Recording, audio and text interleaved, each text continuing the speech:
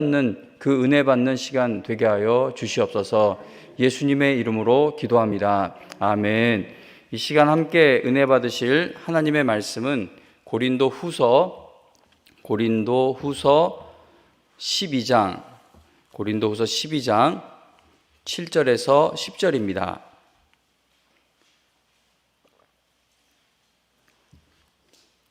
고린도후서 12장 7절에서 10절 하나님의 말씀 읽어드립니다.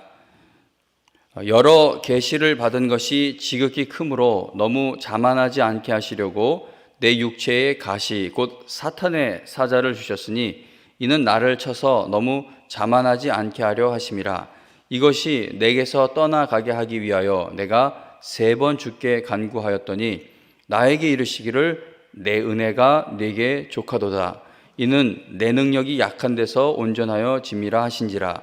그러므로 도리어 크게 기뻐함으로 나의 여러 약한 것들에 대하여 자랑하리니 이는 그리스도의 능력이 내게 머물게 하려 함이라. 그러므로 내가 그리스도를 위하여 약한 것들과 능욕과 궁핍과 박해와 곤고를 기뻐하노니 이는 내가 약한 그때에 강함이라. 아멘.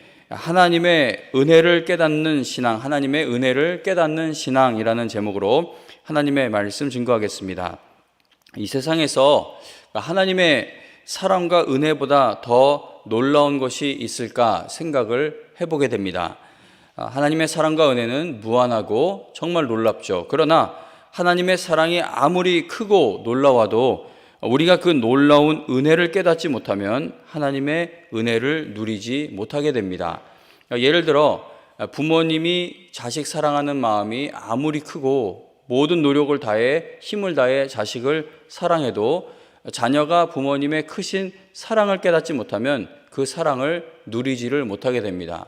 예전에 막 중고등부 학생들 이렇게 담당할 때 보면은 상담하다 보면 부모님이 나한테 해준 게 뭐가 있어요? 전도사님 그러는데 화가 나는 거예요. 내가 볼 때도 그 부모님이 마음을 다하고 정말 자기가 먹고 싶은 거, 입고 싶은 거 아껴서 자식에게 다 해주는데 자식이 부모의 은혜를 깨닫지 못하니까 은혜를 받고 있으면서도 부모가 나에게 해준 게 뭐가 있냐라는 그러한 가슴 아픈 말을 하게 됩니다. 오늘 읽은 본문 9절에 보면 바울은 도리어 크게 기뻐한다라고 말을 하죠. 사도 바울은 자신이 하나님께 구한 것과는 반대되는 응답을 받았습니다. 바울은 육체의 가시가 떠나기를 위해 간절하게 기도했지만 하나님께서는 바울이 그 가시를 가지고 살아가도록 하셨습니다. 그럼에도 바울이 크게 기뻐할 수 있었던 이유는 하나님의 은혜를 은혜로 깨닫고 받아들였기 때문입니다. 우리가 하나님의 은혜를 깨닫지 못하는 가장 큰 이유 중에 하나는 내가 생각하는 은혜가 따로 있기 때문입니다.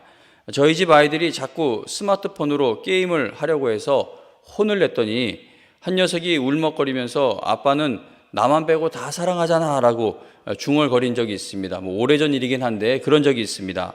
제가 아들에게 스마트폰을 주지 않으려고 하는 것은 아들의 건강과 또 마음의 건강을 위해 제가 베푸는 사랑과 은혜인 것이죠. 혼자 못 멈추니까 아빠의 사랑과 은혜로 멈추게 하는 겁니다. 그러나 아이가 생각하는 아빠가 베풀어야 할 사랑은 자신에게 스마트폰을 주고 게임을 허락해 주는 것이기 때문에 아빠에게 불만을 품게 되는 것입니다. 많은 성도들이 내가 원하는 일이, 내가 바라는 일이 이루어져야 하나님께서 나에게 은혜를 베푸셨다라고 인정을 하고 또 그렇게 좋아하게 됩니다. 그래서 실패했을 때에는, 병약하게 되었을 때에는 하나님의 은혜를 생각하고 하나님을 찬양하는 것을 힘들어합니다. 이게 무슨 하나님의 은혜 가운데 있는 삶이 이래, 하나님이 나에게 복 주시길 바란다는데 내 인생이 왜 이래, 이렇게 마음의 쓴뿌리가 자리를 잡게 되죠. 우리는 실패를 딛고 성공해야 하나님의 은혜입니다라고 고백을 하게 됩니다.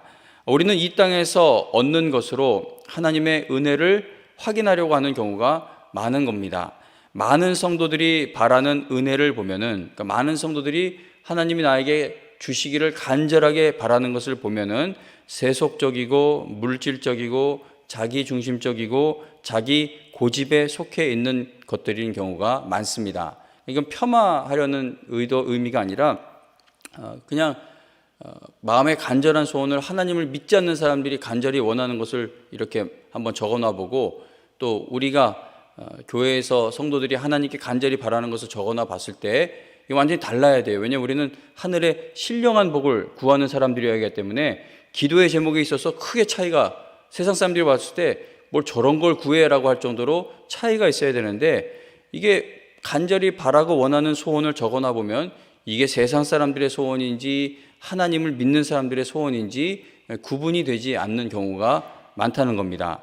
그러니까 인간의 욕심을 채워주는 것이 하나님의 은혜라고 착각할 때가 많습니다. 그래서 많은 사람들이 하나님께 구하고 있는 은혜를 보면은 대부분 이 세상에서 끝나는 것이고 영원하지 않은 것들일 때가 많습니다. 하나님께서 우리에게 약속하시는 은혜는 영원한 것들입니다. 하나님께서 말씀하시는 은혜는 구원받은 성도가 온전한 하나님의 사람으로 변화되어 가는 것이고 우리의 인격이 주님을 닮아가는 것입니다. 하나님께서 우리의 삶에서 바라시는 것은 성령의 열매인 것이죠. 하나님께서 우리에게 주시고자 하는 그 은혜와 우리가 하나님께 바라는 은혜가 다르게 되면, 나는 그 사람이 좀 없어졌으면 좋겠어요. 나는 좀 다른 사람이 내 목회자가 됐으면 좋겠어요. 나는 다른 사람이 내 성도가 되면 좋겠어요. 근데 하나님께서는 그런 목회자를 만나게 하시고 그러한 성도를 사랑하게 하셔서 우리의 마음밭이 경작되어 성령의 열매가 열리게 하시지 않습니까? 하나님께서 우리에게 주시고자 하는 은혜와 내가 하나님께 바라는 은혜가 이게 다르게 되어버리면 하나님께서 우리에게 아무리 큰 은혜를 주고 계셔도 깨닫지를 못하는 신앙이 되어버리는 겁니다. 오늘 읽은 본문에 보면 사도 바울은 자기가 하나님께 구한 것과 반대되는 응답을 받았죠. 그러나 바울은 자기가 간절히 바라는 것과 반대되는 그 응답을 하나님의 은혜로 인정하며 감사하는 모습을 보입니다. 바울이 생각하는 하나님의 은혜는 이 세상에서 오래 건강하게 살고 복받고 출세하고 이러한 것들이 아니었습니다. 바울이 생각하는 하나님의 은혜는 복음을 전하는 문이 활짝 열리게 되고 또 하나님을 알지 못하던 영혼들이 예수 그리스도를 믿게 되어 영원히 구원받는 것이었습니다. 그래서 바울은 구원하시는 하나님의 은혜가 전해지는 일에 쓰임받기 위해 자기가 이전엔 아꼈던 모든 세상의 것들을 다 뒤로하고 자신의 목숨까지도 걸게 되었습니다. 바울이 육체의 가시가 떠나가게 해달라고 하나님의 은혜를 구했던 이유도 복음을 더 잘 전하기 위해서였습니다. 바울은 하나님께 명예나 부귀를 구하지 않았습니다. 하지만 그는 하나님의 일을 하기 위해 필요했던 건강을 구했던 겁니다. 바울은 육체의 가시, 사탄의 사자가 자신에게서 떠나가게 해달라고 하나님 앞에 3번 기도했습니다. 바울에게 괴로움을 주었던 육체의 가시가 무엇이 되었든지 간에 우리가 알 수 없어요. 여러 가지 추측만 있을 뿐이죠. 성경에서 말씀하고 있지 않기 때문에 바울의 육체의 가시가 정확하게 무엇이다라고 우리가 확실하게 알 수는 없습니다. 어쨌든 바울이 말하는 육체의 가시는 그가 사역을 하는 데 있어 어떤 여러 가지 큰 어려움을 주었던 어떤 질병의 한 종류가 아니었을까, 그렇게 생각을 해보게 됩니다. 그 사도행전을 보면은 누가라고 하는 의사가 바울과 끝까지 함께 동행을 해 주지 않습니까? 그러니까 바울에게는 의사가 필요했던 것을 보면은 이 육체의 가시가 어떤 질병의 한 종류이지 않았을까 생각을 해봅니다. 바울에게 있었던 육체의 가시가 질병의 문제였을 것으로 생각되는 이유가 있습니다. 갈라디아서 4장 14절에 보면은 바울은 갈라디아 교인들에게 너희를 시험하는 것이, 성도들이 바울을 보고 마음에 시험 드는 게 있었나 봐요. 근데 너희를 시험하는 것이 내 육체에 있으되 이것을 너희가 업신 여기지도 아니하며 버리지도 아니하고 오직 나를 하나님의 천사와 같이 또는 그리스도 예수와 같이 영접하였도다라고 말을 하며 성도들에게 고마워하는 모습을 보입니다. 이렇게 한번 생각을 해보겠습니다. 제가 설교를 하다가 제가 앓고 있는 지병 때문에 막 가끔씩 여기서 쓰러지는 어떤 그런 연약함을 보인다면, 야, 저 목사는 하나님을 잘 믿는다고 하는데 왜 저렇게 아프고 약해? 저게 뭐 믿음 좋은 거 맞아? 이렇게 하면서 시험에 드는 성도들이 많을 것입니다. 방금 읽어드린 갈라디아서 말씀에서처럼 바울의 육체에 가시는 다른 사람들이 볼 때에 이 시험에 들게 할 만큼 어떤 심각한 질병이 아니었을까 생각해 보게 됩니다. 그래서 바울은 자기의 그 유익을 위해서가 아니라 복음을 더 잘 전하기 위해서 내 육체의 가시가 떠나가게 해달라고 하나님께 구했다는 겁니다. 하지만 하나님께서는 바울이 구한 것을 들어주지 않으셨습니다. 고쳐달라고 한 그의 연약함과 고통에는 전혀 변화가 없었고, 다만 하나님께서 설명해 주시는 그가 가지고 있는 육체의 가시에 대한 새로운 해석만이 있을 뿐이었습니다.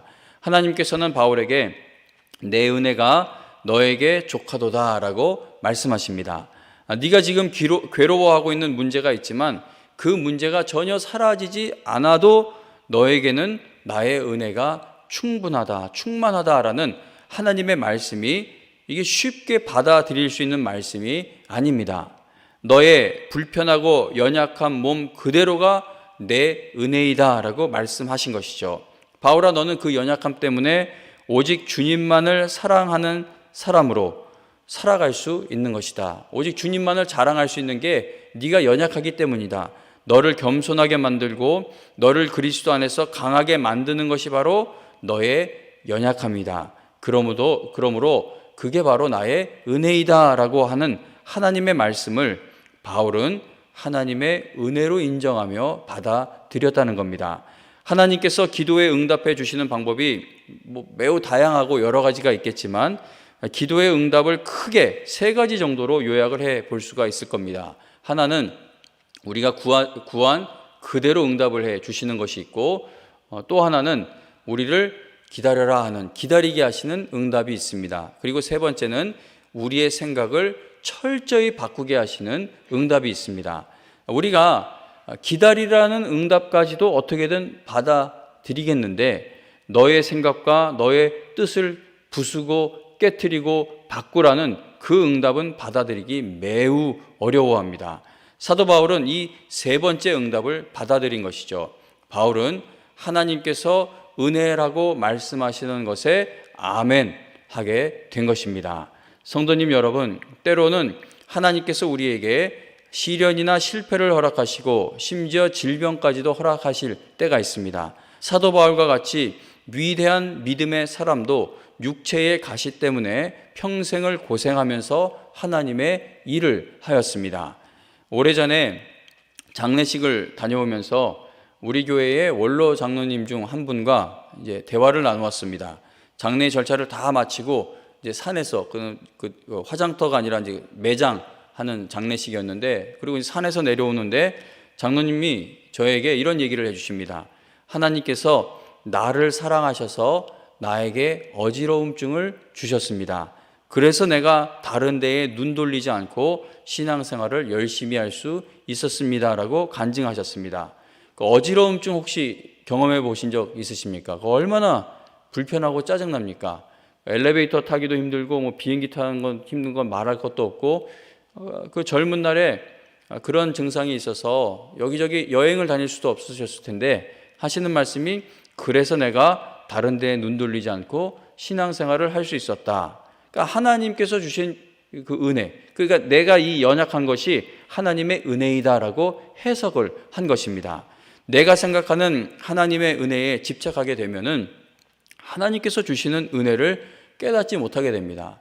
제가 교회 안에서 시험 들었다는 성도님들한테 그분들 저한테 상처받을 때가 있으세요. 왜냐하면 제가 성도님들을 위해 울어드리고 누가 괴롭히면 그 사람 나쁘다고 하다가도 시험에 들어서 빌빌거리면 좀 냉정하게 대하는 경우가 있어요. 왜냐하면 결국 모든 시험의 이기는 비결은 내가 내 자신을 쳐부수는 데부터 시작이 될 수가 있기 때문입니다. 나에게 시험을 준 그 대상도 어떻게 해야죠. 그거는 뭐 하나님이 어떻게 하시겠지만 일단은 내가 이 상황에서, 여기 이 상황에서도 하나님이 주시는 은혜가 있다는 것에서부터 출발하지 않으면 그 시험을 이길 수가 없게 됩니다. 성경에서 하나님의 은혜를 크게 체험하고 누렸던 인물들을 보면은 그들은 내가 생각하는, 자기가 생각하는 하나님의 은혜를 받아서 능력 있게 쓰임 받은 것이 아니라 하나님이 주시고자 하는 은혜가 무엇인지를 깨달았기 때문이었습니다. 다윗은 사울 왕과 같은 대적을 만나 밤새도록 울어서 눈물로 침대를 적셔야 하는 그 고통스러운 세월 속에서도 하나님의 크신 은혜를 발견하여 하나님을 찬양하는 시편들을 기록하였습니다. 제자들과 최후의 만찬을 마치신 예수님은 십자가를 지시기에 앞서 감람산으로 올라가셨죠.